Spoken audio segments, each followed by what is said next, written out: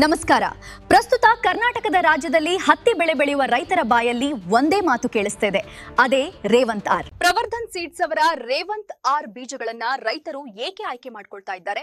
ನಮ್ಮ ವರದಿಗಾರ ಶ್ಯಾಮ್ ಹತ್ತಿ ಹೊಲದ ಬಳಿ ಹೋಗ್ತಾರೆ. ಈ ಅದ್ಭುತ ಹತ್ತಿ ಬೆಳೆಯ ಹಿಂದಿನ ನಿಜವಾದ ರಹಸ್ಯವೇನು? ಇಲ್ಲಿನ ರೈತರನ್ನ ಕೇಳಿ ತಿಳಿದುಕೊಳ್ಳೋಣ. ಇದು ಯಾವ ತಳಿ ಮತ್ತು ಈ ಸಸ್ಯವು ಹೇಗೆ ಬಲವಾಗಿ ಬೆಳೀತು? ಇದು ನಮ್ಮ ಪ್ರವರ್ಧನ್ ಸೀಡ್ಸ್ ನ ರೇವಂತ್ ಆರ್ ಬೀಜದಿಂದ ಬಂದಿದೆ. ಈ ಸಸ್ಯವು ತುಂಬಾ ಬಲವಾಗಿದೆ.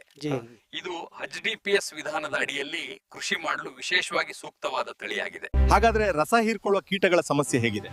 ಈ ರೇವಂತ್ ಆರ್ ತಳಿಯಲ್ಲಿ ಅದೊಂದು ದೊಡ್ಡ ಲಾಭ ಸರ್. ಇದರಲ್ಲಿ ಎಲೆಗಳು ಕಡಿಮೆ, ಕಾಯಿಗಳು ಹೆಚ್ಚು.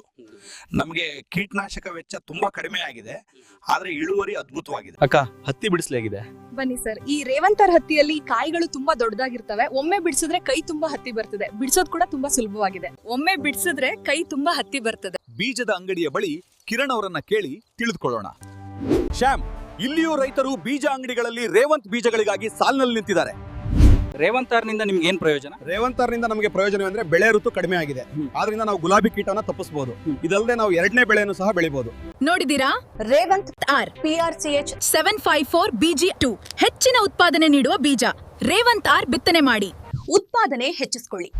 ಮಾರ್ಕೆಟ್ನಲ್ಲಿ ಅತ್ಯಧಿಕ ಜನಪ್ರಿಯತೆ ಪಡೆದ ಹತ್ತಿ ಬೀಜ ರೇವಂತ್ ಆರ್.